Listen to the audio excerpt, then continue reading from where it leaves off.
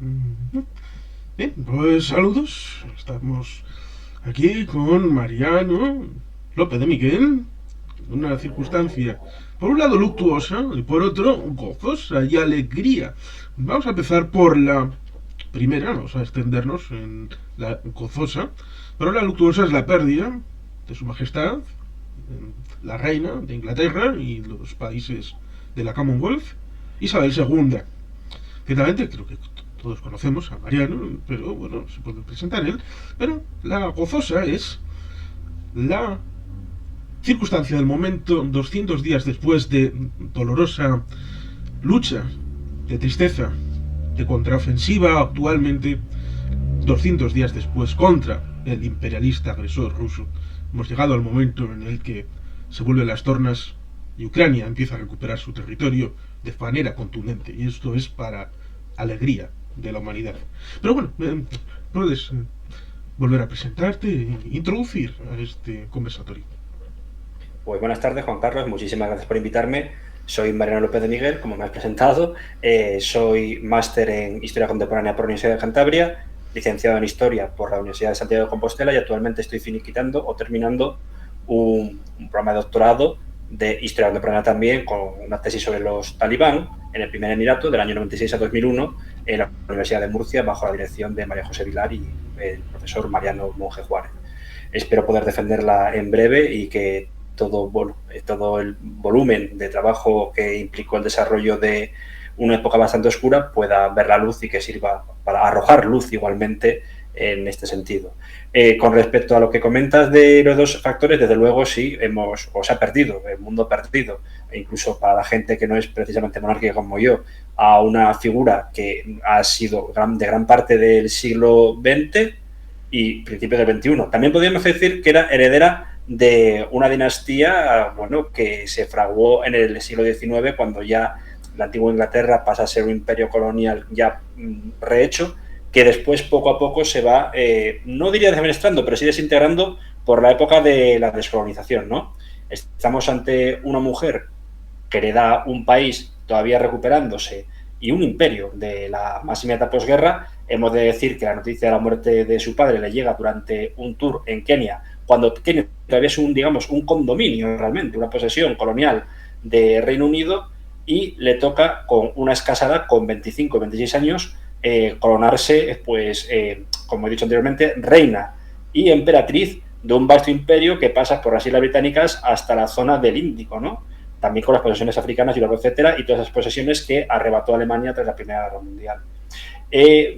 Obviamente, como todo personaje o sujeto político, tiene claros y oscuros. Generalmente se ha visto más en claro debido a que fue una persona muy discreta, que no intentó interferir en el juego, digamos, democrático, ni del Reino Unido, ni de las posesiones, ni mucho menos, o bueno, países vinculados a la Commonwealth.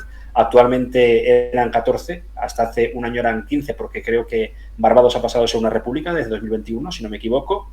Y unido a todo ello supo llevar dentro de la mayor discreción lo que supuso esa pérdida del imperio colonial, luego también problemas internos como fueron esa guerra civil no declarada en Irlanda del Norte, que fueron The Troubles, desde el año 66, esos 4 años de 66 a 70, a una guerra abierta que duró hasta los acuerdos de 1997, Viernes Santo, y posteriormente un suceso que sigue levantando ampollas y muchas heridas, como es hoy el Brexit, ¿no?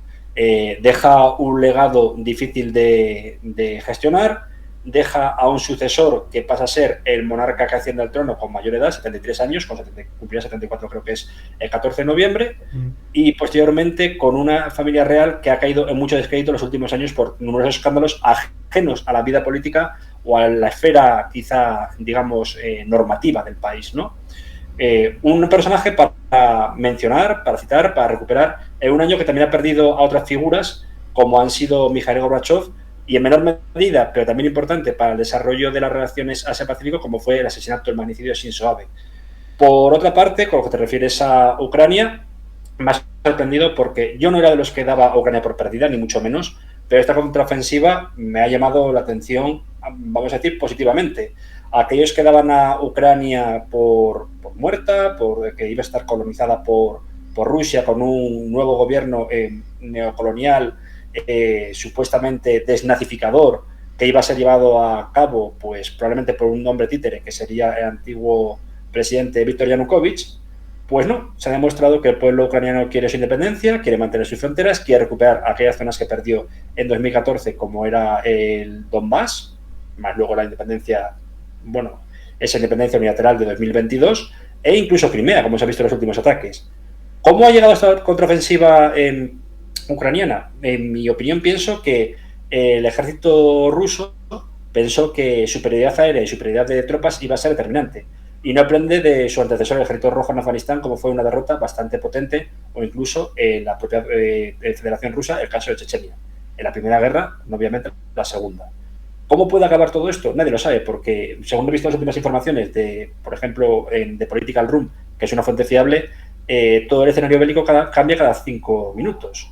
Pero hemos visto una contraofensiva en Gerson, otra en Kharkov, que parece ser que la primera fue para quizá desconcertar un poco o desubicar a las tropas rusas. Hemos visto que informaciones fehacientes de que Rusia tiene un problema de logística muy gordo porque está pidiendo armas a Corea del Norte. Y unido a todo ello, y con esto ya le doy paso a ti, Juan Carlos, perdona, decir que bueno, que todo lo que pueda ser el intento de recuperar el mayor número de zonas territoriales arrebatadas por Rusia, eso va a causar una mella en el Kremlin, e incluso muchos, digamos, militares o exmilitares rusos bastante extremistas, como es el conocido Strelkov, está pidiendo ya que se desplace a Putin, y que asimismo este hombre, Strelkov Igor Kirkin, está diciendo que la guerra está perdida. Eso creo que manda manda un mensaje de un antes y un después. Sí, ciertamente. Yo voy a ir primero al tema de Su Majestad la Reina y después ya iremos al tema de Ucrania, porque bueno, también ha resultado revelador para mí el haber visto ese documental, Revealing Ukraine, como ya conoces, pero ciertamente en el caso de este año un poco annus horribilis para el mundo, porque ha habido muchas cosas, ciertamente lo de AVE, que lamentablemente no encontré a nadie para hacer un conversatorio sobre su figura y su importancia. Ciertamente, con el amigo José Martínez Raya tuvimos un amable conversatorio sobre la figura de Gorbachev, Mikhail Sergeyevich Gorbachev, en este canal. Y ahora pues hemos conversado un poco sobre el asunto del fallecimiento de Isabel II, que ciertamente tenía 16, con Barbados son 15.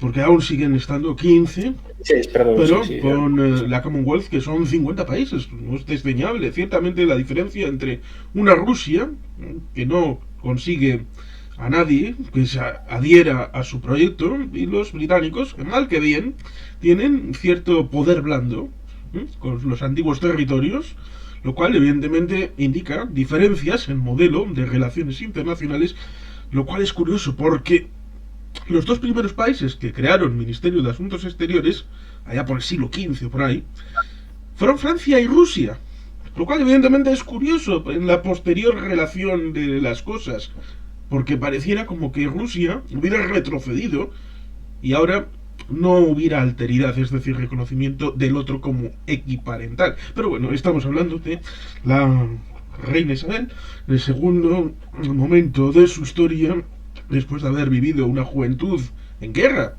Fue cuando en el año 52 tiene que ascender al trono, cuando su padre, el rey Jorge VI, que fue el que lideró al Reino Unido en la guerra junto a Winston Churchill, murió a los 56 años. Una muerte imprevista, ciertamente, muy joven. Y evidentemente es el momento en el que Isabel tiene que hacerse con el reinado. Ciertamente era un momento curioso, porque Winston Churchill acababa de ser nombrado otra vez primer ministro, entre funciones el día 16 de octubre del año 51, pero ya no es el mismo Winston Churchill, era bastante mayor, estaba un poco aquejado de la salud, por lo tanto las circunstancias que aparentemente pueden ser unas, pero en la realidad eran otras bastante distintas, hasta el punto de que en el 55 le sustituye Anthony Eden, precisamente, como primer ministro, después de haber sido ministro de Exteriores y la mano derecha de Winston Churchill. Hay cosas curiosas en la historia del Reino Unido, ciertamente, porque la emperatriz Victoria también tuvo un hijo que estaba esperando durante muchos años a ver si se muere la vieja y me deja a mí reinar un poquito. Fue el rey Jorge V, que solamente duró 9 años, en el año 1910, se fue al otro barrio. No quiero decir que con 73 para 74 años, digamos que puede ser el rey del cuarto de hora. Evidentemente no va a durar 70 años y no creo que dure 29 o 22, como pueda ser la relación con su abuela o con su madre, en la estimación de que pueda vivir Carlos como la reina madre o como la reina Isabel II.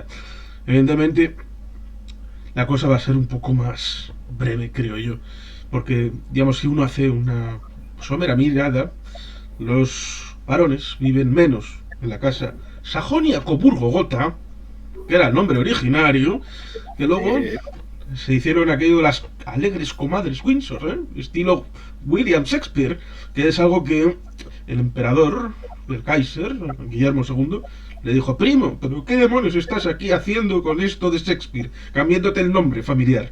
¿Qué haces, hombre? En ese momento en el que, cuando muere la emperatriz Victoria, pues están ahí tres jalcos que parecían exactamente el mismo. El rey Jorge, Nicolás y Guillermo. Y el Kaiser. El Kaiser, el zar y el emperador del Reino Unido. Dices, 3 gotas de agua. Así son a veces las familias reales, sobre todo en esta vieja Europa. Ciertamente no era una mujer agradecida en lo personal. Isabel II, no. Ahí está el caso de Lady Di, que hace unos días que hemos conmemorado los 25 años de su fallecimiento en el Puente de Alma de París. Ciertamente la situación personal fue horrible, pero como líder, querida por el pueblo británico, es algo que la estabilidad en un tiempo de turbulencias, de dificultades, esa fuente de tranquilidad fue modelo de feedback del pueblo que retroalimentó una relación que ha mantenido la corona británica con sus formas muy inglesas y permite, salvo que Carlos la estropee, que puede hacerlo porque es muy capaz. Nunca se sabe. Recuerdo el día 31 de julio, porque ese primer ministro llamado Tony Blair le tocó, nada más entrar, le tocó la muerte de Diana, la entrega de Hong Kong. Venga, vamos a hacer la devolution también, aquí con Escocia, con Gales, el tema de Irlanda, el terrorismo, vamos a intentar la paz, vamos, que le tocó todo y solamente llegaba unos par de días, venga, todo para ti. Y recuerdo ciertamente que le acompañó alguien a esa ceremonia que la vi en directo el 31 de julio del año 97 en Hong Kong. Carlos. Y Carlos la lió parda, como todo el mundo recordará aquí las cosas que dijo en tierra y peor las que dijo en el yate. Pero bueno, esperemos a ver qué pasa. Demasiado bestia, sí. Es que son cosas que bueno, que el príncipe Carlos, ahora Carlos III, ya empieza, yo creo, que intentando romper un poco con sus antepasados, porque sabemos que Carlos I y Carlos II no acabaron precisamente bien. Uno perdió la cabeza y otro era algo promiscuo, siendo suave. Sí, Carlos I ciertamente acabó perdiendo la cabeza, literalmente. Y Carlos II acabó tan mal con la iglesia anglicana que en los últimos momentitos de su vida pidió: oye, toc, toc, toc, ¿me dejáis entrar en el catolicismo? Vosotros que perdonáis el pecado así en genérico y simplemente pecado carnal, que no es... Patris et Filis et Spiritus Sancto, amén, y ya está. Es como un jaboncito, todo limpio, ya está, se acabó el pecado. Bueno, pues ahí acabó como... Lo cual es curioso porque cada vez que escucho Carlos III, y llevo bastante escuchándolo entre ayer y hoy, me giro y me pregunto, ¿están hablando de Madrid?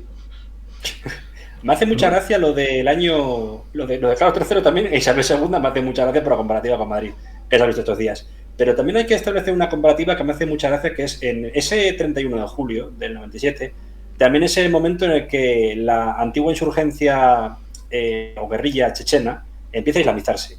Y un hombre llamado Samir Basayev se dirige pidiendo fondos a Inglaterra, a la reina de Inglaterra, y dice: haga como hizo anteriormente su antepasado, la reina Victoria, que apoyó al imán Samir de Dagestán. Apóyenos a nosotros y abrace la fe verdadera que es el Islam. A mí me hizo mucha gracia, porque decía yo, un barbudo que va de Che Guevara islámico pidiendo a la reina de Inglaterra ayuda contra, bueno, una Rusia que aquel instante estaba bastante peor que ahora, por así decirlo. Ya era difícil, pero acaba de pasar la crisis económica bastante gorda de Rusia de Asia, y de los cines voladores que empieza creo que fue en Corea del Sur y se trasladó hasta Rusia, vamos. por esa teoría económica que poca gente conoce de los cisnes que vuelan cíclicamente y que también las crisis económicas son cíclicas de esa manera, ¿no? De un punto geográfico a otro.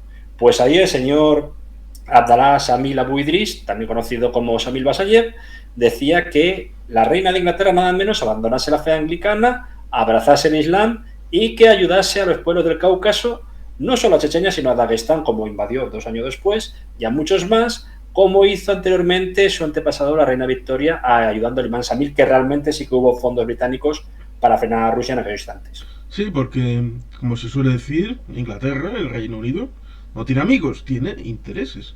Y Interés, el efectivamente. equilibrio de potencias es un elemento que ha funcionado en la política exterior británica, teniendo en cuenta ese pasado en el que, bueno, primero estás apoyando a Prusia, luego te desentiendes y apoyas a Francia, luego vuelves a hablar con Prusia, y bueno, ese sistema de no tengo amigos en Europa, sino simplemente alguien que no rivalice lo suficientemente conmigo y que sea contrapeso con los terceros países que hay en la región. Con lo cual, ciertamente, podría haber sido ese apoyo aséptico a Dagestán, a Chechenia o lo que fuera, pero ya no de convertirse. Si ya Enrique VIII montó el pollo, aunque murió católico en la intimidad, pero luego ya los herederos mantuvieron el teatrillo con el tema anglicano, más que nada porque el elemento protestante acabó triunfando más o menos en algunas zonas de Europa, Efectivamente. y luego en el Nuevo Mundo, pues bueno, había que mantener el tinglao, pero pasarse al Islam, eso ya sería un poco demasiado. Bruto, sí, no vamos a negarlo. Pero fue una cosa curiosa, de que en vez de dirigirse quizá a pedir dinero, que posteriormente lo hizo, a la familia real saudí, con la que pedía una connivencia de fe, pedir ayuda y dinero a Estados Unidos, como pasó con los mujahideen de Afganistán, de repente se dirige a la reina de Inglaterra. Por eso digo que los intereses de Inglaterra del siglo XVIII y también durante las guerras XIX, y también anteriormente durante las guerras napoleónicas, etcétera, marcan un antes y un después. En todo el devenir de esa flema británica que se ha indicado tan correctamente con anterioridad, asimismo en esta escuela del Teacup School, ¿no? De todo ante una taza de té se arregla, podemos hablar tranquilamente, pero no piensa en mi territorio. Aquí vamos a montar una detente. Luego los tres primos hermanos, que acaban no compitiendo, sino combatiendo en la Primera Guerra Mundial. Dos acaban muy mal, uno salva la cabeza, pero muere poco después por otras causas que son ajenas al casus belli. Pero claro, estamos hablando de una persona ahora que hereda un imperio desgarrado, un imperio que se está recuperando de lo que fue la Segunda Guerra Mundial, que sobre todo las posesiones coloniales. Nadie sabe cómo iba a ser su futuro, porque muchas de ellas se levantaron contra el dominio británico. Véase, por ejemplo, el caso más claro fue la revuelta que hubo en el año 41 de oficiales del ejército iraquí contra la metrópoli. Sí, que Entre ellos, me parece que estaba el tío de Saddam Hussein. ahí fueron muy inútiles los alemanes, para cuando se dieron cuenta de la posibilidad enorme que tenían, ya les habían abortado la posibilidad de incorporar un frente en el ámbito del Oriente Medio. Y luego la operación del año 41 entre soviéticos y británicos en el caso de Irán, que también abundó en esa situación de lucha preventiva, de cómo ha pasado el tema de Irán, pues bueno, preventivamente vamos a aquí cortar el oxígeno de la posibilidad de estos que eran bastante arios, hasta el punto de que cambiaron el nombre a iniciativa del Persia alemán, cambiaron de Persia a Irán, el nombre del país. Sí. Y pues año 52. El año 52 también tenemos que darnos cuenta que es un año complicado, incluso en Oriente Medio. Bueno, en un principio está los primeros en Europa, ya están los primeros alzamientos entre el año 51 y 52 en Berlín, por la presencia soviética. Obviamente todavía no está el muro, pero ya hay los primeros tanques soviéticos que entran en Berlín por una huelga, creo que fue me parece que eran de braceros. No recuerdo bien si eran braceros o trabajadores industriales. Luego tenemos el caso más llamativo, que es que cae un aliado de los británicos, inconmensurable, como era, bueno, un hombre un poco perdido, que era el rey Farouk de Egipto. Y llegan los oficiales libres. Y ya de aquella las posesiones tanto del petróleo como de tránsito de mercancías empiezan a peligrar, hasta que llega el año 56. ¿Hasta qué punto una persona recién coronada, a la edad de tan solo 25 o 26 años, sabe lidiar con todo eso? De hecho, se dice que Churchill en un principio la consideraba estúpida, que era una negada, hasta que de repente, cuando empezó a ver cómo se literalmente devoraba todos los informes que mandaba el Foreign Office y demás, sin inmiscuirse ella directamente, porque sabemos que ahí, como en todas las monarquías constitucionales, reina pero no gobierna, a pesar de que también no hay constitución ni carta magna en el Reino Unido, sino el Bill of Rights, pues la reina intentó decir, bien inhibiéndose, comentar que la situación en Oriente Medio podía ser un polvorín. Y sabemos que lo era, porque Nasser desde un principio no optaba solo por Egipto. Es verdad que se pasó de una monarquía, no digo feudal, ni mucho menos, pero una monarquía atrasada y bastante corrupta, a un sistema de una especie de tricefalia, aunque cayó rápidamente Naguib y ascendió Nasser, junto con otros oficiales libres, que no quería solo que la revolución fuese en la República Árabe Egipcia, sino que buscaba la República Árabe Unida. ¿Cómo actuar ante eso? Pues sabemos perfectamente que Reino Unido tenía sus intereses económicos. Obviamente no se iba a quedar de brazos parados. Y mucha gente me dice, o de brazos cruzados, perdón, mucha gente me dice, ya, pero eso fueron las actuaciones de sus primeros ministros o primeras ministras. En el caso posteriormente de Thatcher, etcétera, ¿no? Y yo dije, no. También la reina es verdad que tiene una especie de función de árbitro, pero muchas veces podía verse bajo mandato, digamos, de jefatura de Estado, negado a que un primer ministro beligerante formase gobierno. No fue así, porque Eden desde un principio no era beligerante, pero se optaba por una política bastante virulenta contra los países de Oriente Medio. ¿Cómo actúan ante ello? Sí, además que en el año 56 la victoria fue militar, pero no política, pero no por el tema del Reino Unido, sino por cosas yo creo que curiosas de la historia, como por ejemplo enlazar en el año 56 la crisis de Suez con la batalla de las Ardenas del año 44, en la idea de que Ike tuvo que sudar tinta en la lucha entre las primadonas de Monty y de Patton, y en ese momento estaba pasando la factura, Monty, a Patton de la operación Market Garden, de decirle, ¿ves? A mí no me disteis los recursos, ahora a ti no te están dando los recursos, y recochinearse de todo lo que estaba pasando. Y Patton sufrió hasta que llegó el momento Nuts, un momento histórico. ¿Os rendís? No, Nuts, venga, fantástico. Pues entonces pudieron en un momento dado volver a volar los aviones porque se despejó los cielos y entonces se pudo revertir la pinza que habían entrado, curiosamente por la zona del actual estadio, bueno, la Fórmula 1, el circuito de Francochamps, ¿no? Lo cual es curioso porque en esa zona había unos depósitos de gasolina que, de haberlos habido los alemanes, habrían podido tener otra circunstancia en ese esfuerzo bélico. Pero bueno, en estas cosas la historia es como es. Pero ciertamente ese elemento de espina, porque en ese momento estaba Anthony Eden como ministro de Exteriores, pues cuando se produce 12 años después la situación de Suez, hay que es el presidente de Estados Unidos. Efectivamente. Y Bradley, creo que era el responsable de la OTAN, ¿eh? Y Anthony Eden era el primer ministro.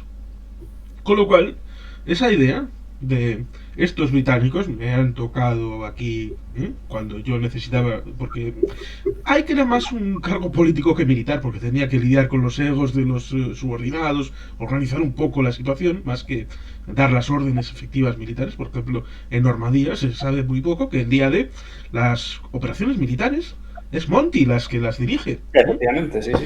Con lo cual, ciertamente, ese elemento pudo influir en lo personal, la decisión de Ike en el año 56 de a estos británicos no le vamos a apoyar en nada, y además que se retiren, porque estos europeos siempre con sus beligerancias imperialistas. Y es ahí en el 56 cuando termina el imperialismo europeo, es cuando los europeos se dan cuenta de estos estadounidenses nos han liberado, pero más allá no van a dar la cara por nosotros, ¿no? Con lo cual era una derrota política, lo mismo que la CIA y los Estados Unidos, precisamente en ese año 51, 52, 53, 54, en un momento dado incluso en Pankow, el distrito político de la Alemania Oriental, tuvieron pánico, porque creían que el derrumbamiento del sistema era inminente, hasta que se dieron cuenta de que en el otro lado no estaban haciendo nada. Y es curioso porque muchos de esos agentes que no se enteraron de nada, de la misa a la mitad, que eran agentes de la CIA, de la estación de Berlín Occidental, los largaron a un escenario secundario. ¿Sabes cómo se llamaba el escenario secundario al que les enviaron? Me temo que Saigón. irán. A Saigón. Se los enviaron a Saigon. Vietnam. Que dices, fantástico. Así se entiende como al principio de la guerra los estadounidenses tampoco, ¿no? Rama miau, no entendían nada de lo que estaba pasando a nivel de inteligencia, No, me refiero. efectivamente. Pero bueno, sí, ciertamente son situaciones interesantes en donde los primeros ministros quieren tener su protagonismo, la reina aconseja, ¿no? Está por detrás diciendo sus cosas, no saliendo al público para dar protagonismo al gobierno civil, cosa que es una tradición de los británicos, la idea de la democracia.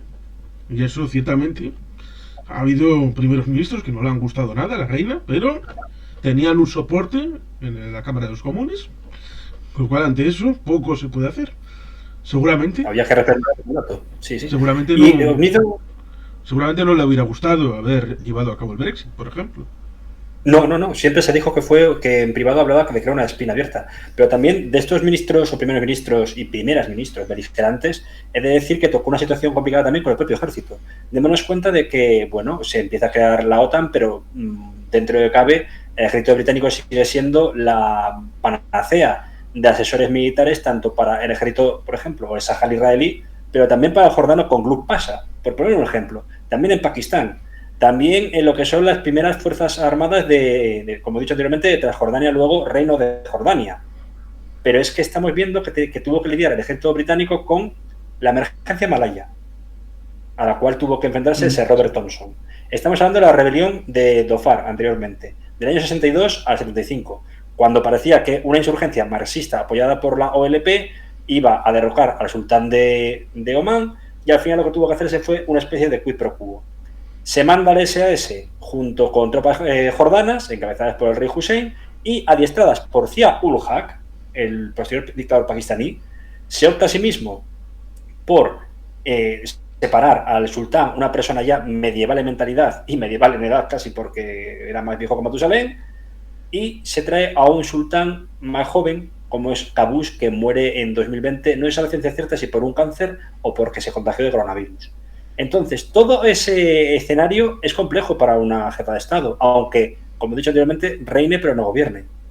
Porque llegaron muchos primeros ministros que eran beligerantes. Sí, lo cual ciertamente en el caso de Omán, por lo menos en los últimos tiempos, se ha convertido en un escenario de triangulación, estilo Suiza en el Golfo Pérsico, que es un lugar donde las partes pueden encontrar un mediador para dialogar entre ellas, lo cual siempre es un elemento positivo. Curiosamente, es una nación donde nominalmente, al igual que en Bahrein, pero sin los problemas de Bahrein, el 90% de la población es de credo musulmán, pero chiita. Es de los pocos países que tiene una mayoría chiita y nunca ha sido un remanso de paz. Nadie sabe si por una inyección de dinero, porque es un estado pequeño y porque no depende tanto de los hidrocarburos, o porque Qaboos supo llevar una especie de, digamos, de democracia no parlamentaria, pero democracia imperfecta al país. Luego hemos de decir que lo de Dhofar, o Jofar, como se pronunciaría correctamente, fue uno de los mayores, quizá, problemas a los que se enfrentó Isabel II durante su largo reinado. Nunca comentado, pero en política exterior uno de los más peligrosos, porque si caía una monarquía amiga, como era la de Omán, ¿cuál sería la siguiente? Pues podría ser perfectamente Jordania, pero lo que cayó ese mismo año, en el año 62, fue Aden, o Adén, para convertirse en la República Marxista de Yemen del Sur. Y la emergencia de Aden fue muy problemática para Reino Unido. Y tuvo que dar la cara en su discurso de Navidad también la reina, porque recuerdo que en aquellos instantes había no menos de 5.000 ciudadanos británicos evacuándose del país. Sí, ciertamente se olvida, ciertamente que un poquito después, y hasta el año 70, Egipto se metió de lleno en aquella guerra. Pero es más fácil hablar de la implicación de la reina Isabel que de Egipto en una guerra que con otras formas, con otros ingredientes, actualmente está encima de la mesa, la guerra interna dentro de Yemen. Máxime cuando fue un país que nunca había estado unificado realmente, porque incluso hoy, con la terrible guerra civil e invasión, ocupación que está viviendo, tenemos un país dividido en tres partes. una parte al norte controlada por los hutíes, el sur se ha vuelto a levantar en armas, reclamando volver a ser el Estado que fue desde el año 62-63 hasta el 90, pero quitando el elemento marxista, y una zona central, tierra de nadie, auténticamente anárquica, pues controlada por milicias islamistas muy al estilo de Al-Qaeda o las que se encuentran ahora mismo también en Libia, ¿no? Que también en Libia tendríamos que hablar de ello, de cómo intentó mediar la reina para que Gaddafi no expulsase los últimos acantonamientos o tropas que había en el país, ¿no? Y bases. Unamos a ello otras cosas que nos hablan. En Malta, que era también un aliado estratégico de lo que era Reino Unido y fue durante mucho tiempo una colonia, accedía al poder un primer ministro laborista, pero de tendencia marxista, como creo que era Laurent Gonsi, no sé si era él o si me confundo, y que optó por alinearse con Libia, con Corea del Norte y algo, etcétera, que obviamente estaba asustando al conocido como Occidente, ¿no? El Occidente que tomamos en cuenta hoy día.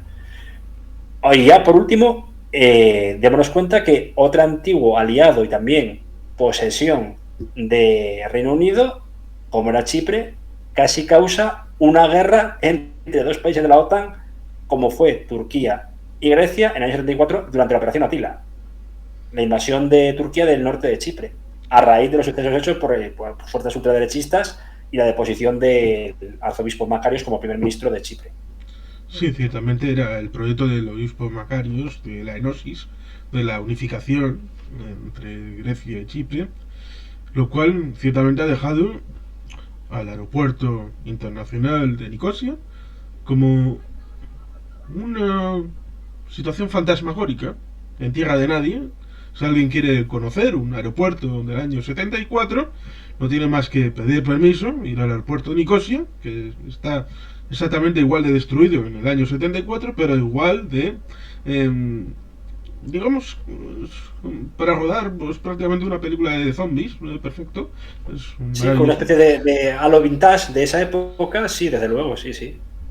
Y es triste pensar en todo ello, de que hoy por hoy la historiografía actual no ha estudiado, ya no digo, bueno, por ejemplo, ha habido historiógrafos israelíes que a raíz de hacer una hagiografía del rey Hussein de Jordania, como es Abi Slaim, sacó la buena sintonía que tenía este monarca ya también fallecido en el año 99 con la reina de Inglaterra. Máxime que la que consiguió la educación en Sandhurst para su hijo, el actual rey Abdalá, fue la reina Isabel II. Siempre ha estado vinculado toda en la familia real británica a los intereses, lógicamente, en Oriente Medio. Pero en situaciones de crear diplomacia, en situaciones de intentar mediar para la paz en Oriente Medio, la reina desde un segundo plano, enviando generalmente al príncipe Carlos, era la que intentó pues desde mediar en el conflicto árabe-israelí, y digo árabe-israelí no palestino-israelí porque conlleva más países, no solo está la Autoridad Nacional Palestina, está Siria, está Líbano, etc. Y que además, si uno hace un ejercicio, bueno, yo humildemente lo hice en el año 2012, creo que fue cuando se estableció la operación Plomo Fundido. Eso es. Pues yo me vi, subtitulado, porque era posible, vídeos de imanes de Kuwait, de los países del Golfo, que hablaban sus sermones para el mundo, establecido la relación sobre la operación Plomo Fundido. No hablaban nada de palestinos, nada. Únicamente hablaban de destruir Israel, tirarlos al mar. Hablaban del enemigo, pero no hablaban de los palestinos. Con lo cual, los palestinos les importaba una cagarruta, nada, cero. Eran un cero a la izquierda. Por lo tanto, hay que cambiar la mentalidad. Es una guerra entre árabes e israelíes. Y después de los acuerdos de Abraham, los árabes piensan, estos chiitas pueden montar un pollo aquí en Oriente Medio, de aquí te menes. Con lo cual, cuando Estados Unidos se está yendo, ¿cuál es el califa en lugar del califa? Israel, potencia militar, potencia económica, potencia industrial. Con lo cual, ¿qué hacemos? Vamos a llevarnos bien con Israel, que nos va a ayudar con este Irán levantisco y que quiere tener armas nucleares. Los palestinos, ¿quiénes son esos? Ah, sí, el 40% de la población de Jordania. Se acabó el problema. Es así, y siguen diciéndolo de que la patria palestina, esto dicho por muchos jeques árabes en Kuwait. No existe ya patria palestina, tienen una patria, Jordania. Y eso fue una cosa que intentó evitar incluso por Reino Unido desde la diplomacia, porque ellos mismos consideran, e incluso la propia reina consideraba, ya ha dicho que tuvo muchos claros oscuros, yo he visto muchos más oscuros que claros, sobre todo en el tema personal, pero dentro de los claros fue que dijo, nosotros hemos trazado unas fronteras oficiales a Escuadra y Cartabón, por los mandatos principalmente, y ahora tenemos que solventarlo. Porque lo que poca gente sabe, estoy retomando ya no el su reinado, sino el de su padre, era que antes de la Segunda Guerra Mundial, el mayor despliegue de 200.000 tropas del ejército británico no estaba ni en la frontera, bueno, para ayudar a los franceses en Alsacia-Lorena, no estaba también para controlar posibles disturbios en Irlanda, no, ni en las colonias de la India, toda la India, actual Pakistán, Bangladesh, no. Estaban en Palestina. Estoy hablando de 212.000 hombres que tenían atentados diarios, tanto de la insurgencia árabe como de la insurgencia judía. Ciertamente hay muchos elementos que la gente no conoce, como por ejemplo que en el año 41, 42, 43, el mayor contingente que fue enviado a la zona exterior de la franja de los Estados Unidos, esa que va entre la frontera entre Canadá y la frontera de México, es decir, que salió al exterior, aunque fuera para volver a un territorio de los Estados Unidos, no fue para la Operación Torch, sino fue por la operación de las Islas Aleutianas en la zona de Alaska, por la ocupación de Japón de esas Islas Aleutianas. Llevaron miles y miles de tropas que podrían haber sido perfectamente utilizadas bien por MacArthur en el Pacífico, bien por Patton en la Operación Torch en el África del Norte, pero estuvieron acantonadas por el miedo a que pudieran ser más numerosas de lo que eran, con lo cual el desvío de atención fue espectacular y glorioso para el ejército japonés, un éxito impresionante. Ciertamente estas cosas a veces se desconocen, lo mismo que pasa con ese elemento de Israel, que por ejemplo es el que entrenó a las tropas de Singapur, ¿no? Estas cosas que a veces se desconocen en países tan lejanos. Ciertamente Israel es un país complejo. Lo mismo que a veces el Reino Unido también es complejo en su dificultad desde el Brexit en adelante. Pero bueno, ciertamente la reina Isabel durante 70 años pudo tener 15 primeros ministros, un montón de conocimiento acerca de líderes mundiales y de problemas internacionales antes del final de la Guerra Fría, en el periodo del siglo XXI, con lo cual ciertamente es una vida rica. Quizás para añadir era que la herida abierta que tuvo al final de su vida no fue tanto los problemas externos, que los hubo siempre del Reino Unido, sino internos. No solo el Brexit, que ha sido durísimo, porque ha dividido a la población por lo ajustado de la votación, ¿no? Y por las muchas mentiras que hubo desde más media y lobby de presión para hacer pensar que el Brexit era una solución y no era el problema, y el problema venía antiguo. Pero sobre todo y ante todo, el tema de cómo fue los acuerdos de paz entre Reino Unido e Irlanda del Norte, los acuerdos de Viernes Santo, cómo se podía implementar eso, cómo cerrar una guerra civil. No fue una insurgencia ni mucho menos, fue una guerra civil interna que provocó cerca de 8.000 víctimas entre muertos y heridos, un largo etcétera de gente ya con problemas mentales, y que a día de hoy no ha mejorado obviamente con el Brexit, ha empeorado. Y unido a todo ello, pues sus problemas personales de su familia, la última, la de ver que uno de sus hijos estaba ligado a un depredador sexual, como era Jeffrey Epstein. Sí, el príncipe Andrés. Exactamente. Lo cual me lleva a que hay otro personaje que estaba ligado a ese depredador sexual y la gente no creerá quién es. Porque era un antiguo demócrata que luego se convirtió en republicano y que se presentó a la candidatura en 2016 para ser presidente. Donald J. Trump era amigo de Jeffrey Epstein. Por tanto, también parece cuando Clinton, la gente de la conspiración diga estos los demócratas que son los pederastas y pedófilos, hay fotos de Donald J. Trump con Jeffrey Epstein que demuestran que era alguien que le daba a todos los palos, en muchos sentidos. E incluso es muy turbio porque igualmente también alguien vinculado a lo que era la trama de Epstein, su novia, que habrá sido condenada a 40 años de cárcel en principio. Era hija de un magnate británico-israelí, Robert Maxwell, que murió en las Islas Canarias de una forma un poco extraña, en un barco, que nunca se supo cómo falleció, y que muchas veces se dicen que la Casa Real Británica, o incluso el primer ministro israelí en aquellos instantes, que creo que era Yitzhak Samir, habían optado por eliminarle. Sobre todo, de todo, porque tenía muchas cosas que podían hacer temblar al Reino Unido por la venta de armas al Irak de Saddam Hussein durante los 80. Sí, a veces pasan esas muertes casuales, como ciertamente pasó con esa dificultad en el puerto de Alma en el año 97, el 31 de julio, ciertamente. Y a partir de ahí, pues, digamos que podemos un poco dejar cerrado el capítulo de la reina Isabel II, Carlos III, y a través de esa referencia que decías de lo que pasaba justamente ese 31 de julio del año 1997, ¿se sabe algo de nuestro camarada, el líder de los chechenos, que supuestamente estaba en Ucrania, ahí en la cruzada islámica, para convertir a los herejes? Pues por lo visto, las últimas fotos que subió el señor Kadyrov, hijo, decía que estaba en Ucrania y detrás se veía una gasolinera que solo hay en Rusia. No me acuerdo del tipo de marca o de la compañía, pero sí que es verdad que en Ucrania, que está ahora mismo, ese alcalde de Grozny, Magomed Daudo, que ya ha empezado a asustar al Kremlin diciendo que van a llegar hasta Alemania y que lo que están haciendo es una yihad sagrada.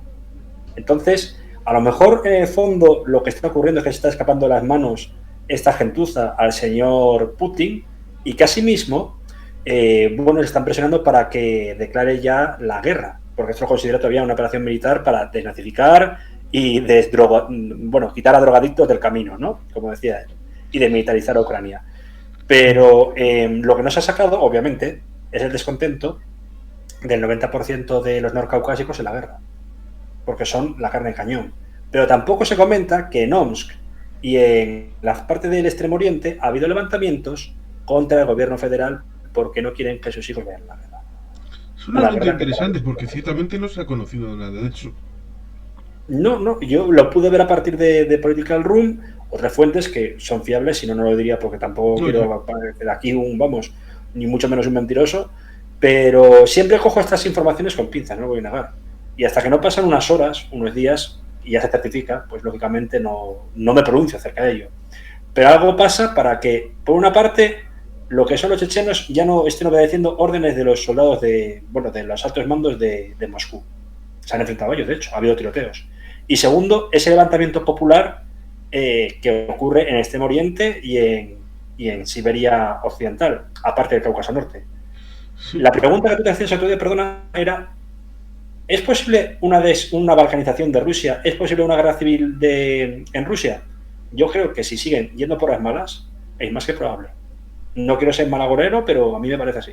Sí, y además he visto en un vídeo reciente una vía posible para la desbalcanización, como sería el hecho del desacople entre el nivel federal y el nivel estatal, o de las diferentes regiones, oblast y todo esto, que serían unas tomas de decisiones directas, de dada la dificultad, y que en vez de acusar a nivel federal, acusarían directamente a los conciudadanos a estos niveles regionales.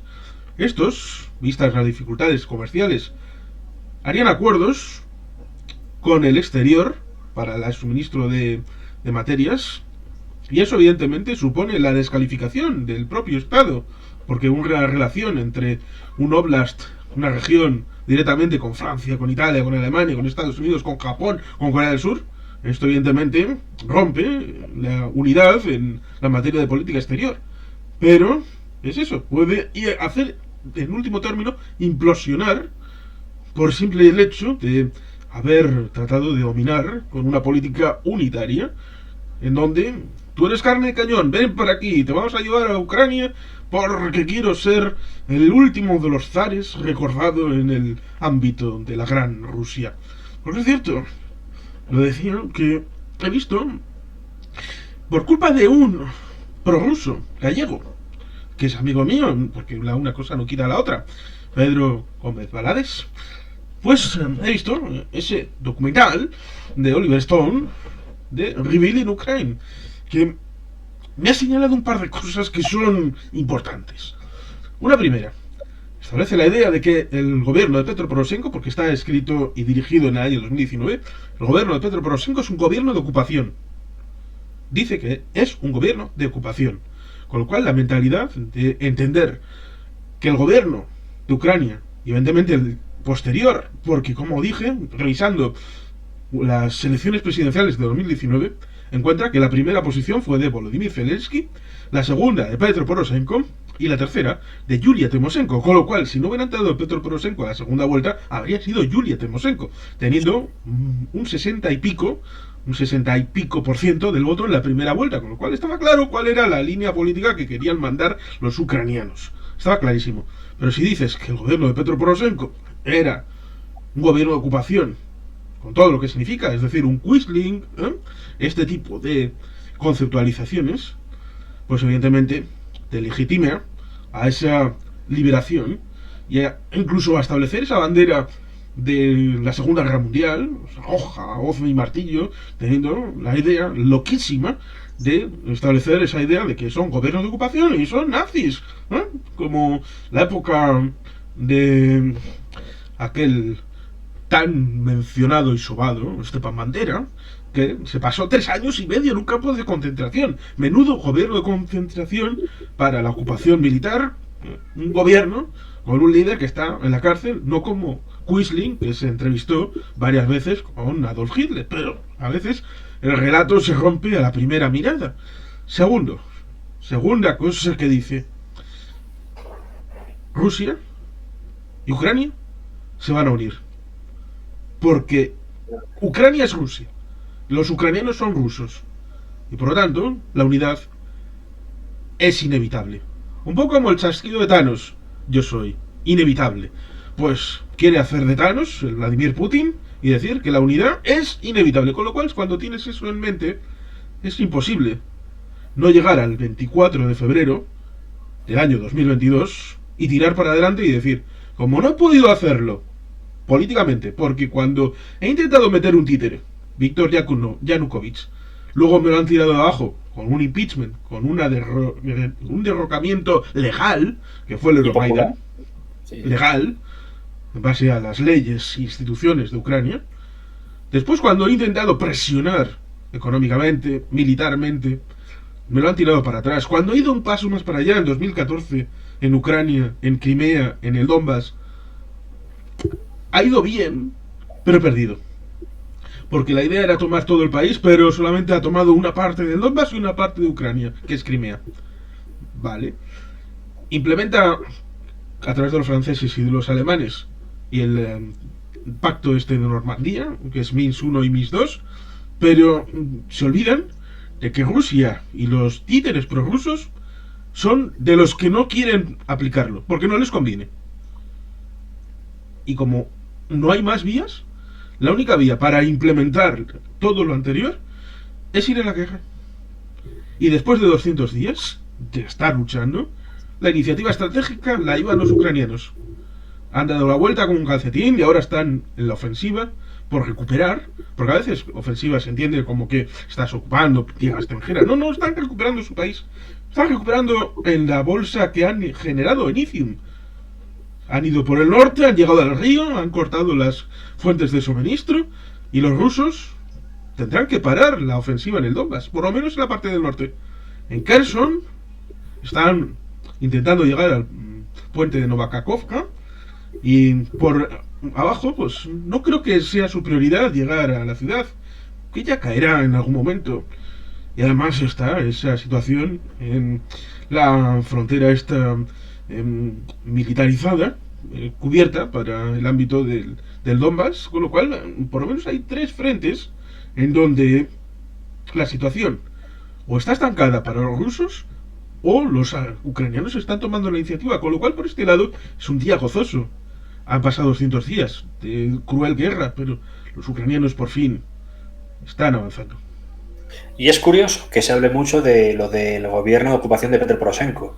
Lo primero fundamental es que hubo una revolución de la dignidad, como se llamaba, a lo que ocurrió entre fines de 2013 y 2014. Nadie comenta que Yanukovych debería ser juzgado por crímenes de guerra o de lesa humanidad, por los tiroteos que hubo por parte de los Berkut, que significa paloma, creo que es en ruso, y se dedicaron a disparar francotiradores de esa unidad a gente desarmada que protestaba por lo básico, por dignidad, como dice la propia revolución. Pan, dignidad y volver a recuperar nuestro país.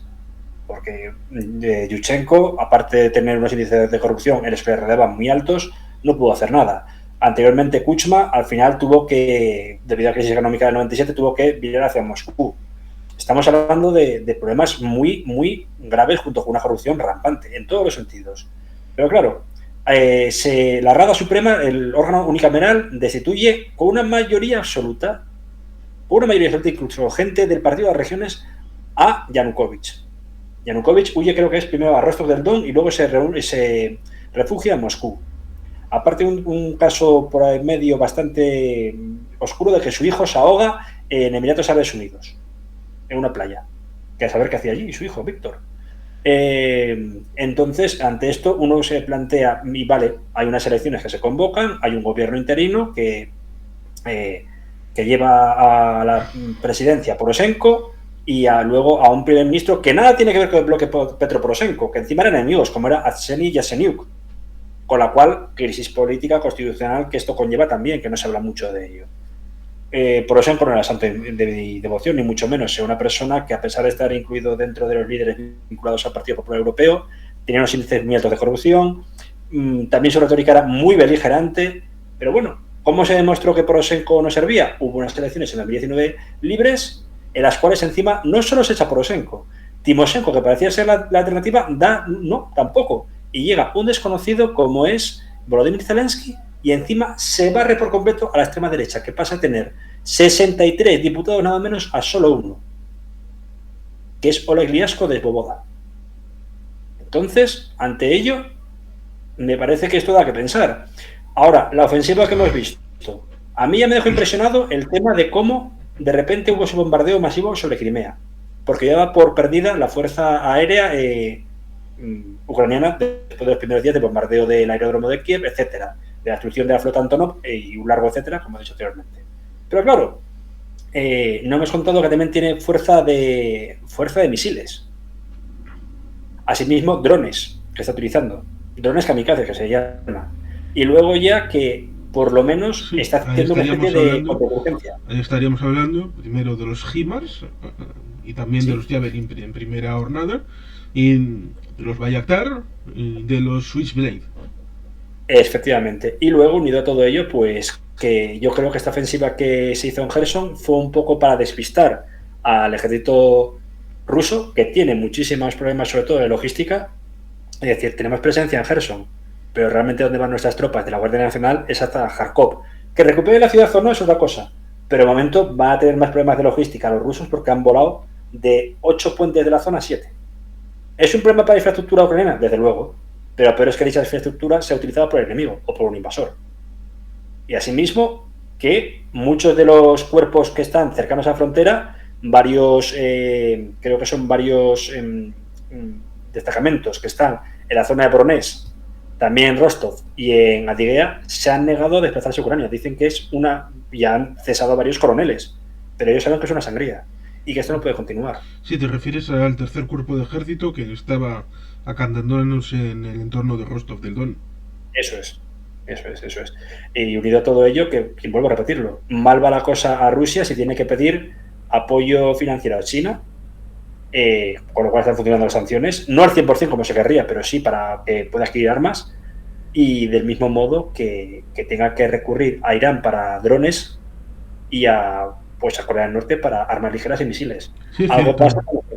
Sí, es cierto que pareciera que, claro, las sanciones no están funcionando de nada cuando están utilizando el único arma que pueden utilizar, que es la presión de los hidrocarburos respecto a Europa, y sacar algún que otro anuncio de estos de Winter is coming, como si esto fuera Juego de Tronos, y vais a pasar más frío que... Lo cual es curioso porque habiendo tenido uno de los veranos más cálidos en años, y teniendo un otoño que se prevé evidentemente más cálido, incluso que el mar Mediterráneo está chup, ahí calentito, es raro pensar que todo este calor residual se vaya a ir tan rápido que vamos a tener un frío glacial en el invierno. pero como yo no soy Efectivamente. El climatólogo... problema, por ejemplo, desde luego es para Europa del Este, no vamos a negarlo. Y ahí sí que es un punto de fricción y de tensión, pues con la República Checa, con Eslovaquia. En Eslovenia también parecía que sí, aunque ahora que ha cambiado encima de un gobierno populista extremista como era de Janez Janša hacia un ecologista, pues parece que está haciendo lo de Green Deals y está evitando depender tanto del gas. Pero claro, tenemos a gobiernos que están enfrentados a Rusia y que los consideran enemigos directos, como es el de Polonia, con todos los problemas que puede tener Polonia por su ideología, etcétera, y también pues los países bálticos. Si se corta el gas ahí, ¿qué tiene que hacerse? Pues también sienta mal de que Francia, pudiendo ayudar con el tema del nuevo gasoducto y el oleoducto propuesto, se haya negado. Ahí he visto mucha, no solo, poca solidaridad de Francia hacia países mediterráneos como Italia o España, sino también para hacia los del este, para que puedan tener su propia autonomía energética. Sí, es un interés de Francia de cortocircuitar cualquier potencial, ya sea de gas o en el futuro del llamado hidrógeno verde, que sea España la que lidere una posible punta de lanza en el ámbito europeo y que a partir de España suministre a Europa Central a través de Francia. Ahí habrá que ser inteligentes y pactar con Italia y pasarlo a través de la zona, creo que es el entorno de Génova, en donde hay el enlace, desde Barcelona al entorno de Génova, directamente sin pasar por Francia. Habrá que ser inteligentes y abrir esa posibilidad. Y cuando esa esté abierta, seguramente los franceses se avendrán por la situación de fait accompli, que es el más tradicional de ellos. Cuando la situación ya está hecha, bueno, pues entonces somos los primeros, como Fernando VII dijo, bueno, ya que vosotros estáis aquí con esta constitución, que no me he leído, pero dicen que es muy mala, pero si la adoptáis, bueno, pues vamos por la senda constitucional y yo el primero. Y yo el primero, efectivamente, sí, sí. Pero también hemos destacado otra cosa, incluso los, los más aliados recalcitrantes dentro de la UE y de Europa, del continente, que tiene a Rusia. Ya descarto Bielorrusia porque lo veo casi como una extensión propia de Kremlin, pero Hungría, algo significó el otro día que fuese Orbán al funeral de Gorbachev. Quiero decir, dentro del ámbito diplomático, porque Putin fue, pero vamos, a dejar un ramo de flores y poco más. Serbia, con el tema de Kosovo, está empezando a distanciarse de Rusia, porque parece que la Unión Europea ya ha dicho, oye, mira, el tema de las matrículas no vamos a causar una guerra por ello. Sí, además el tema de Serbia es un tema interesante, precisamente por Bosnia, porque ha dicho, precisamente en esa declaración con Erdogan, que aparentemente pudiera ser echar gasolina, que viene Erdogan aquí a decir, bueno, aquí somos padrinos de toda esta cosa. El presidente de Serbia ha dicho, no apoyamos a la República Srpska, queremos que esté dentro de Bosnia. Con lo cual, cualquier líder serbio de Bosnia que tenga claro que no va a recibir el apoyo para hacer chorraditas de la República de Serbia. De hecho, el líder, que es, bueno, supuestamente de ideología socialdemócrata, pero es un extremista de mucho cuidado, de la República Srpska, de la comunidad serbia, como es Milorad Dodik, pues ya ha huido a Moscú para pedir, oye, ayúdame con esto, otro, porque tampoco se habla del soft power de Moscú, creo que lo hablamos alguna vez, y que se intentó un golpe de Estado en Montenegro para evitar su integración en la OTAN. Entonces, hay una cosa que me ha gustado bastante de este gran fotoperiodista que estuvo cautivo en Libia, como es Manu Bro, que dijo, qué bonito es ver a esta supuesta verdadera o que hablan de ser del progresismo y demás, que antes hablaba de ucronazis y similares y de operación especial, y ahora dicen que hay que mantener las fronteras tranquilas, que hay que sentarse a negociar y bla, etcétera. Parece que estos 200 días de guerra y de crueldad, ¿no? Como bien has indicado, y de muerte y destrucción, también por lo menos ha hecho que la neurona a alguno le vuelva a funcionar. Sí, pero parece que para que la neurona funcione es necesaria una derrota militar sobre el terreno de combate. Que esa es la tristeza. Eso. Es la tristeza, porque encima, vamos, sabemos perfectamente quiénes han armado la guerra y quiénes son los halcones del Kremlin, los siloviki. Pero lo que se vuelve a ver que llega a las casas en Moscú, a los aeropuertos de Moscú, Modiédovo, etcétera, los cadáveres vuelven a ser de críos como era en Afganistán. Son chicos de 18 o 22 años, estaban haciendo maniobras militares en aquellos ejercicios llamados Zapad, junto con Bielorrusia, y al día siguiente le dijeron, no tenéis los pies en Bielorrusia, los tenéis en Ucrania, estáis invadiendo el país. Estáis haciendo una operación militar. les mintieron. Y encima yo creo que también, como dijo una politóloga ucraniana que ahora mismo, perdón, pero no recuerdo el nombre, era que primero que perdió a su hermano durante la primera ofensiva de la invasión. Y segundo que dijo, hay que pedir responsabilidades al Kremlin, hay que pedir responsabilidades al gobierno de la Federación Rusa, pero también a aquellas personas de ciudadanos rusos que o bien tenían una venda delante y no querían quitársela, no hicieron ninguna, o bien apoyaron directamente la invasión, porque existir existen. No creo que sean mayoría, pero son un amplio espectro de la sociedad. Ciertamente, Putin ha convocado, no sé si estará celebrándose ahora, una reunión del Consejo de Seguridad de Rusia ante la derrota en el frente de Izium. Ciertamente, porque al haber llegado en esa penetración fuerte en 3 días, desde la anterior demarcación de la línea de combate hasta el río que delimitaba la carretera que les suministraba las provisiones a Izium, les ha dejado en una bolsa que simplemente tienen que esperar. En principio, si no hicieran nada, estarían condenados a rendirse.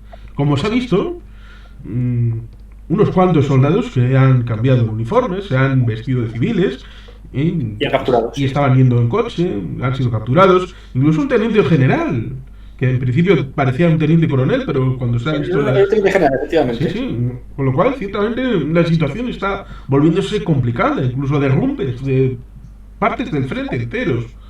Con lo cual, ciertamente, el pronóstico es positivo para los que queremos que Ucrania prevalezca. Efectivamente, y no solo eso, sino que también, ha habido choques interétnicos. Los norcaucásicos están hartos de que se les siga llamando, como siempre, Zopichorni o Yopichorni, culos negros, y que sean la primera línea de batalla, pero de carne de cañón. Eso desde luego. E incluso hay enfrentamientos entre propios norcaucásicos que no quieren ir a la guerra y que detestan a los chechenos. Ha habido ingusetios y cabardos que han acabado a tiros con unidades de los Kadirovsi. Incluso creo que, hombre, no lo he podido comprobar, pero ha salido en la prensa, que han empezado a reclutar mendigos en la zona de San Petersburgo, supongo que para no tener que reclutar en una movilización general, que eso ya evidentemente sería, como decir con un cese de neón, estamos en guerra, pero luego le preguntarán, ¿en qué guerra? ¿Y haciendo qué? ¿Y dónde? Con lo cual, esto no es una operación para liberar de un régimen fascista, que es esto de una guerra. ¿Por qué? ¿Nos han declarado la guerra nosotros o la reclamamos nosotros y por qué motivo? Y sí, lo de los vagabundos lo había oído, pero sobre todo que están recurriendo de nuevo a los kontratnik, mercenarios, que generalmente son gente salida de la cárcel por condenas bárbaras a sus espaldas, y me recuerda mucho también a lo que fue ese tipo de gentuza utilizada, no por vagabundos, pobre gente, sino por esa gentuza, vuelvo a repetir, kontratnik, mercenarios y salvajes, que se utilizó durante la Segunda Guerra Chechena, sobre todo por la toma de Grozny en enero de 2000. Sí, al fin y al cabo es interesante esa relación que en principio para los rusos pues debería de tener una situación respecto al combate, porque en principio con menores, ciertamente, digamos que Xavier Ormachea ya desde el día 24 de febrero nos dijo a unos cuantos la idea de que antes habían enfrentado con gente de poco nivel, en las guerras de Georgia, en el ámbito de la propia Chechenia, pero todavía no se habían enfrentado con alguien de un nivel OTAN, como había empezado a adquirir entre el 2014 y 2022, sobre todo con el suministro que ya se estaba empezando a hacer hacia Ucrania, con lo cual eso ya se ha visto que cuando hay un nivel, Rusia no mantiene el tipo. Pero a veces también se establece esa idea, primero los rusos en algunos, o putinejos, más bien, más que rusos, están ya empezando a establecer un modo vinculante de victimismo, la idea de que estamos perdiendo, hasta que no derroten a Rusia, prácticamente pensando que los ucranianos van a llegar a Vladivostok, no sé, cuando los ucranianos lo que quieren es liberar su país. Recuperar su país. Echar a los rusos hasta donde lleguen las fronteras de Rusia. Que se vuelvan a su país.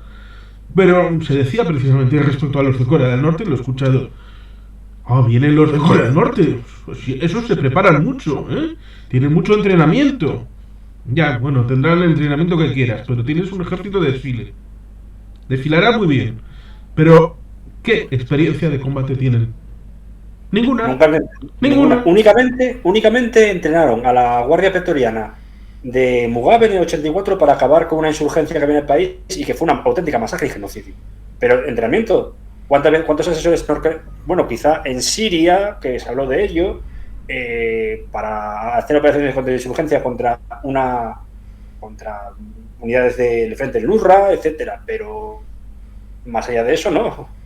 Y otra cosa más, se habla del estándar OTAN de Ucrania, pero muchos de los que dan clase en las academias tanto de Kiev como la que había en Ivano-Frankivsk, pues yo recuerdo que era gente que había combatido en Afganistán con sus homólogos rusos, con lo cual saben las tácticas, saben el entrenamiento y saben el tipo de metodología que se utiliza. Es como cuando Rusia invadió Chechenia en el 94 y no recordaban que Dudayev fue jefe de la Fuerza Aérea Rusa, o soviética, perdón, en Afganistán. Ese es un elemento interesante, saber qué suelo pisas. Porque precisamente eso de los elementos, y está al principio del documental de Oliver Stone de 2019, que dice claramente que no sabía nada de Ucrania hasta que habló con Putin. Que es como hablar de que yo no sabía nada de Colombia hasta que hablé con Nicolás Maduro. O yo no sabía nada de Corea del Sur hasta que hablé con Kim Jong-un. Fantástico, unas fuentes solventísimas de información. Algo grave pasa también cuando, vuelvo a repetir, no solo ha tenido que, es que para que se vea que tanto digamos, neosovietismo en el mundo de la Federación Rusa, o tiene que recurrir a créditos de la República Popular China, que tiene de popular y socialista solo el nombre, sabemos que es un entorno neoliberal, luego tiene que recurrir a Irán, que es una teocracia para armas, a Corea del Norte, que es, bueno, una república hereditaria salvaje y un largo etcétera, pero también recurre a países declarados con regímenes neofascistas como puede ser la Junta de Myanmar para obtener armas. Armas que anteriormente le vendió Rusia, pero intenta recuperarlas. Sí, y aquí en Europa pues tenemos esa pulsión, a veces antioccidental, de auto-odio, en donde, por ejemplo, en un país como República Checa, en la capital de Praga, salen 70.000 personas que comparativamente, teniendo en cuenta que el país son 11 millones de habitantes, no son tantos. Pero estamos hablando de una situación en la que la manifestación la compone primero la extrema derecha y le hace la rosca la extrema izquierda. Con lo cual, ahí tienes esa circunstancia. Antioccidentales combatiendo juntos contra la democracia liberal. Y también ha pasado incluso, que se comenta mucho menos, en Grecia. En Grecia hubo un discurso en videoconferencia, como hizo en todos lados, del presidente Zelensky, y inmediatamente el primer ministro de Nueva Democracia, junto con la oposición de Syriza, poniendo, y perdón por la expresión, a parir a un presidente electo. Cuando esto hace poco tuvieron un problema bastante grave con la extrema derecha de Amanecer Dorado hasta 2019, que quedaron fuera del Parlamento. Entonces me pareció bastante curioso eso, que ya directamente se acusase a los ucranianos de ser nazis, nuevamente, y de que haber combatido a favor de los nazis en Grecia. Eso demuestra una memoria histórica bastante potente. No hubo unidades vinculadas a la Wehrmacht o ucranianos étnicos que atacasen Grecia. En todo caso, ocuparon los Balcanes. Sí, y había verdugos, por desgracia, ucranianos en los campos de concentración de Jasenovac. Las órdenes las daban justamente colaboracionistas polacos y los verdugos eran ucranianos. Pero eso qué quiere decir, que actualmente todos los que vivimos en el Reino de España somos herederos de Franco. Pero es que yo igual me equivoco, pero no creo que había ninguna unidad de ucranianos en los Balcanes. Habría ucranianos. Hubo ucranianos que no unidad, pero sí, perdón, desde luego, sí, esto me da culpa.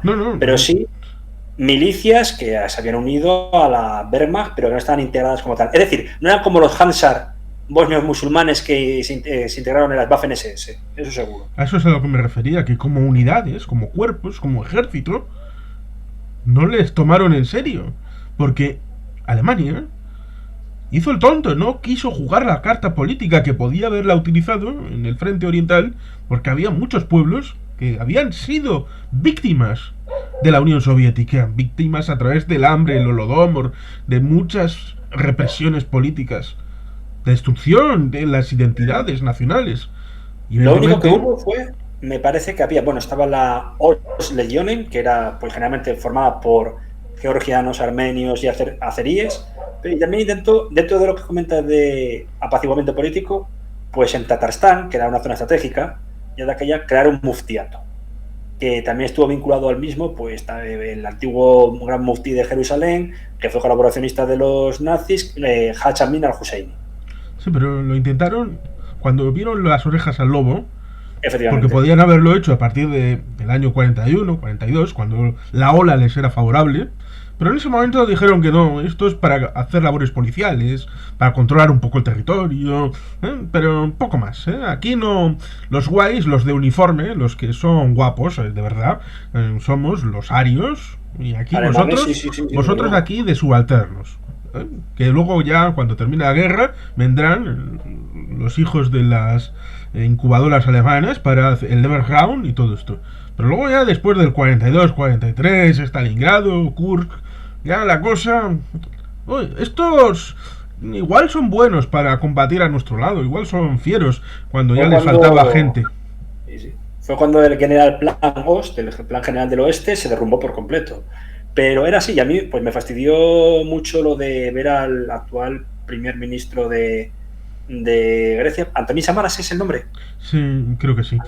Lo cual y al líder de la oposición, antiguo Alexis Tsipras, diciendo que porque habían invitado al Parlamento al presidente, aunque fuese por videoconferencia, de Ucrania. Yo me quedé como un poco. Pero también es cierto que Grecia, sobre todo en la época de Siriza, navegó por las áreas, por las aguas eurasianistas, porque su antiguo ministro de Exteriores, Dimitris Kotsias, estaba vinculado a Dugin, también el de Defensa, Panos Kamenos. Hacía una especie de triunvirato ahí que se aliaba a veces con Rusia, luego también salió con Israel, con Egipto, para hacer una especie de, digamos, de triunvirato mediterráneo muy raro. Que Grecia tiene dos problemas.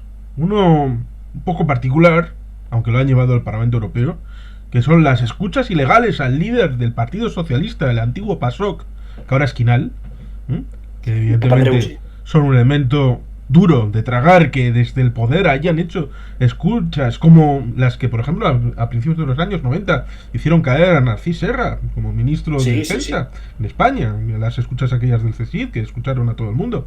Bueno, pues parece que quiere taparlo en Grecia.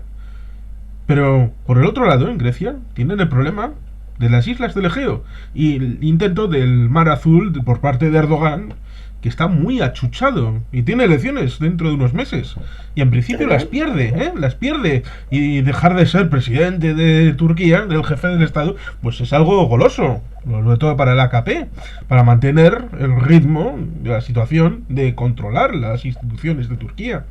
Y como todos sabemos, una pequeña provocación, una pequeña guerrita controladita, suele aglutinar el esfuerzo, como hicieron aquel supuesto golpe de Estado, creo que en 2016, orquestado supuestamente por los Gulen, el colectivo. Que era un poco así fantasmagórico. ¿Cómo puede ser un colectivo así que puede tener una cierta influencia en determinadas... Tipo lo Puigdemont, sí, desde luego. Pero llegar hasta el punto de... Era demasiado... olía demasiado a... Quiero hacer una purga del ejército porque son demasiado laicistas, demasiado kemalistas. ¿Cómo lo hago? Pues me invento un golpe de Estado y... Palaciego, sí, es así. Y lo de Grecia es que es curioso lo que dices, sí, tiene ese problema. También tiene una crisis económica que no se ha acabado de quitar, muy grave. Problemas con las minorías que van llegando para intentar trabajar en el país. ¿Cómo está la situación en otros países? Por ejemplo, albaneses, albano-kosovares, macedonios del norte, están llegando y ha habido un incremento del racismo, ¿no? Pero es verdad que Grecia tiene ese problema, no sabía, desconocía lo que comentas de las escuchas ilegales. Y luego que, bueno, que si Erdogan también pierde las presidenciales, quien llegue, sea quien sea, dijo que volvería a un régimen parlamentario. Es decir, el presidente pasaría a ser una figura meramente testimonial y volvería a ser un parlamento soberano con la figura del primer ministro. En principio se especulaba que el alcalde de Estambul sería el candidato para presidente, que aglutinaría las fuerzas para poder ganar. Del THP, sí. Y es curioso que también, con todo lo que Erdogan supo navegar muy bien entre dos aguas para decir que no se posiciona ni a favor ni a favor de Ucrania ni en contra de Rusia. Ha estado ahí mediando con Leva, el ministro de Exteriores ucraniano, también con Lavrov, mediando, si se puede llamar eso mediar, porque más bien es la mediación fue permitir a través de 5 bancos de Turquía que pudieran ser una puerta trasera para el SWIFT, para los bancos rusos. Con lo cual, por ahí estás favoreciendo a los rusos. Y por otro, decir, no, Crimea es parte de Ucrania de toda la vida. Por lo tanto, la liberación de Crimea es un imperativo absoluto. Con lo cual, con esas dos bridas, puedes establecer esa negociación respecto a los cereales y aparecer como mediador y decir, aquí tenéis a Turquía como mediador mercenario, podéis venir aquí a negociar. Pero claro, ¿negociar el qué? Cuando absolutamente nada. No hay ninguna posibilidad. Cuando lo único que quiere Rusia, por lo menos Putin, es la desaparición completa de Ucrania. Y no solo Ucrania, no solo Putin desea la desaparición de Ucrania, hay más gente. Muchas personas comentaban el viraje de Medvedev desde una posición liberal y centrista a un extremismo. Dije, yo creo que Medvedev fue siempre igual. Le convenía temporalmente parecer como distinto de Putin, fue el poli, digamos, bueno cuando lo que ocurrió en Georgia, la guerra de los 5 días, y luego desde que se nombró vicesecretario general del Consejo de Seguridad Nacional, porque como primer ministro le había cesado Putin porque se negaba a acatar las nuevas resoluciones para prolongar el mandato presidencial, pues dijo, pues mira, ya que me ha cesado el primer ministro, ahora voy a ser un extremista como esto. Y llegó a decir algo así como que, aunque Ucrania no se integre en la OTAN y la Unión Europea, vamos a seguir en la guerra. Y lo llamó guerra, que luego lo borraron muy convenientemente. De su canal de Telegram o de... Lo mismo que convenientemente cuando Medvedev visitó Crimea, hace ya unos años, después de que Putin había prometido que les iban a dar una pensioncita bien generosa a los de Crimea, y no se lo dieron, cuando visitó Medvedev, se lo intentaron recordar. Evidentemente esta visita, borrada, para que la gente no conozca la verdad. De que, por el contrario, lo que hizo rápidamente fue... las promesas no se cumplen. No se cumplen, sino que lo único que hizo fue una metodología que es muy aplicable a todas las invasiones o a todas las anexiones ilegales, como fue en el instante en el que se anexionó Crimea, Medvedev como primer ministro, ¿en qué invirtió? No invirtió en digamos, en el bienestar, en el welfare state de los pobladores rusos de Crimea, ni de los tártaros ni de los ucranianos que quedasen, ni mucho menos. Invirtió en infraestructuras y en desarrollo de artículos de defensa, como también en Kaliningrado. Que a día de hoy también sería interesante hablar si Rusia tiene un oblast llamado Kaliningrado o si es una ocupación y expulsión forzosa de los alemanes de Königsberg desde el año 45. Sí, porque estas cosas de las minorías, Tito Stalin lo hacía clarísimamente. Cogía a la gente, los largaba y ya tienes un territorio limpio. Completamente. Con lo cual, ciertamente nosotros no podemos hacer eso. Porque nuestros principios nos lo impiden. Pero en el quid pro quo, nosotros podríamos hacer muchas cosas respecto a la situación con respecto a Rusia y las minorías. Y uno de esos lugares podría ser Königsberg, el auténtico nombre de la capital del territorio ocupado por el mal llamado Oblast de Kaliningrado. Cuando no también Karelia, cuando no también diversas regiones de Rusia Oriental, digamos, las Islas Kuriles, también podríamos hablar de ello, y muchas partes del Cáucaso, de Transcaucasia, como ya hemos dicho anteriormente, aquello conocido como Osetia del Sur, Abjasia, y también parte de Adiaria, que luego ya se reintegró en Georgia. Entonces, me hace mucha gracia cuando se habla de ese imperialismo, ese neonazismo ucraniano, de lucha contra el elemento ruso, ¿no? Que no hay rusificación, ni mucho menos, no, que va. Entonces, lo que vivimos sobre todo en Crimea, que expulsan no solo a las fuerzas armadas ucranianas y al gobierno que está autónomo de la zona, sino que también al líder de los tártaros de la región, a Mustafa Yemilet, le han prohibido la entrada de por vida y tiene 84 años. Ante esto, si no se habla de una ocupación forzada, de un traspaso, digamos, o expulsión forzoso también de población, etcétera, ¿en qué estamos? ¿Qué es esto? Yo de liberación siempre vi poco. Sí, es parecido a esa situación, digamos que un bilbaíno diría chilene, de la normativa china, diciendo, oh, el Dalai Lama, ¿cuántos años tiene? Uy, tiene muchos añitos. Va por si acaso, ya que es el decimocuarto, creo que es la decimocuarta eh, reencarnación, han establecido una norma en la que dice, usted no puede reencarnarse en nadie dentro del territorio del Tíbet, porque es nuestro, de China. Con lo cual su espíritu váyase a otro lado, que no puede entrar en el territorio de Tíbet y inmiscuirse en nuestros ciudadanos nobles, pero chinos. Con lo cual dices, ¿en serio? El gobierno de China ha establecido una norma para impedir fronterizamente a un espíritu no entrar en el territorio de Tíbet. Y es curioso que ahora mismo que acaba de salir el tipo de, bueno, acaba de dejar la oficina de derechos humanos de la ONU, Michelle Bachelet, y su último informe ha sido bastante crítico con China, no solo con Tíbet, sino con Xinjiang. Yo espero que el día de mañana un informe como el que se ha hecho sobre el tratamiento de los uigur por parte de la República Popular China sea también el que se saque acerca del tratamiento de Rusia hacia los ucranianos por las masacres de Bucha, de Izium, etcétera. Sería bueno, desde luego. Ciertamente una de las razones para que Tíbet esté de la mano de China es que buena parte de las aguas dulces que suministran agua a India parten de ese lado del Himalaya. Con lo cual, controlar la fuente de origen de los ríos puede llegar en determinado momento a estrangular la vida real de los indios. Y eso ya en el año 62, mientras estaban jugando los cubanos con los estadounidenses en la operación de los 13 días, es decir, los misiles cubanos, pues digamos que India vio cómo se invadía por parte de China. Con lo cual, ciertamente, esa dualidad geoestratégica en la que yo ya he dicho, y creo que no me equivoco a pesar de haber lanzado a la piscina, yo creo que India es ya hoy es el país más poblado del mundo. Lo es, porque encima está perdiendo bastante peso demográfico por la ley de un hijo único China. Y unido a todo ello también, ahora que dices el entorno demográfico, da que pensar el que si cada año tuvo los últimos 3 décadas, ha tenido bastantes pérdidas de población en Rusia, unamos a ello la catástrofe de la COVID, pero es que tuvo 3 guerras que han tenido que ser fundamentalmente sangrías demográficas. Primera y Segunda Guerra Chechena.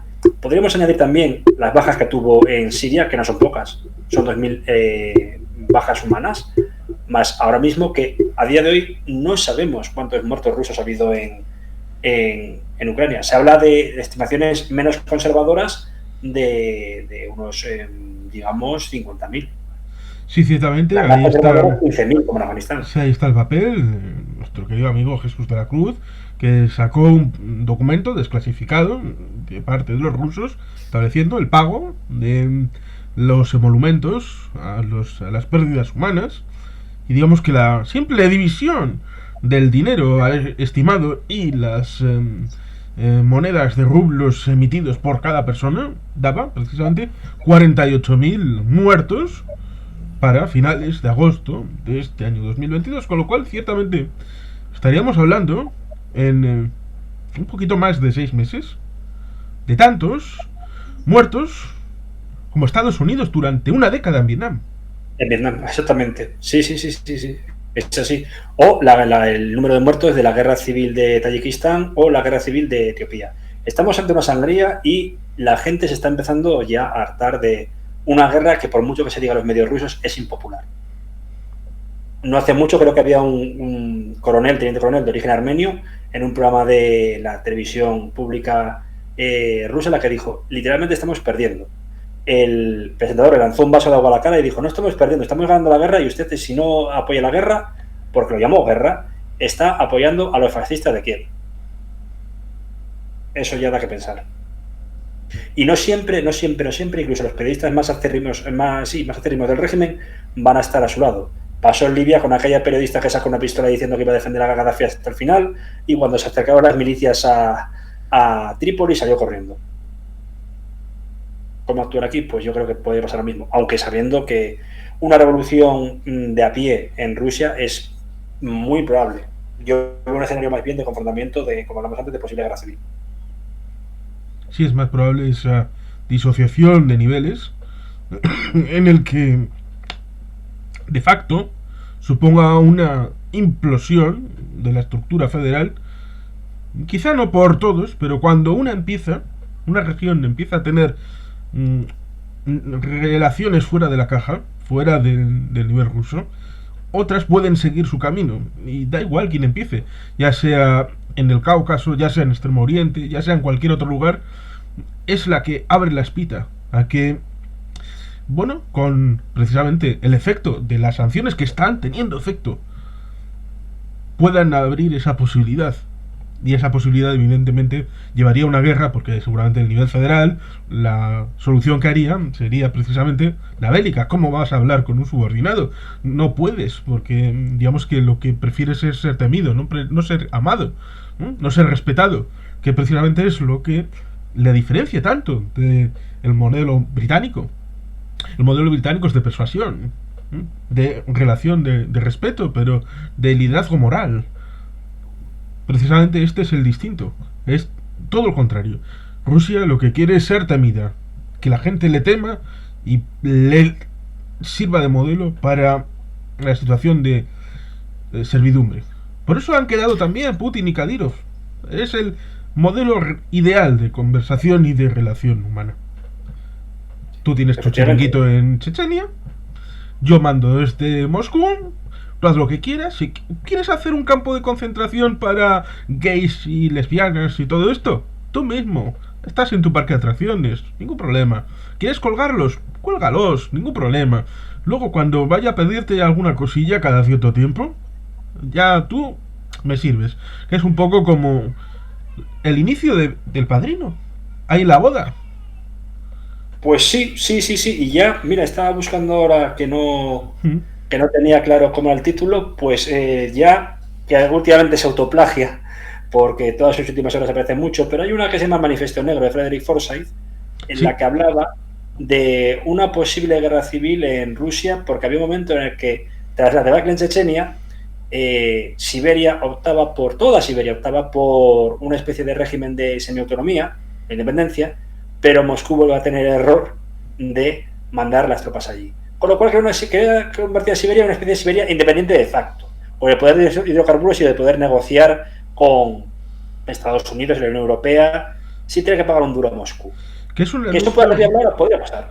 Que es un elemento interesante, porque hay una circunstancia que amerita que mi mujer trabaja en un geriátrico y de limpiadora, lo cual no es un demérito, hay trabajos para todos los tipos. Precisamente el Manifiesto Negro es una circunstancia de que hay un proyecto de zar negro, un documento en el que una limpiadora que encuentra en la basura un ejemplar que la gente pues ha olvidado, y esa mujer, heroína de la historia auténtica, lo lleva a los británicos, y a través de los británicos conocen el proyecto en ese libro del Manifiesto Negro, con lo cual la verdadera heroína es esa limpiadora para mí en la novela.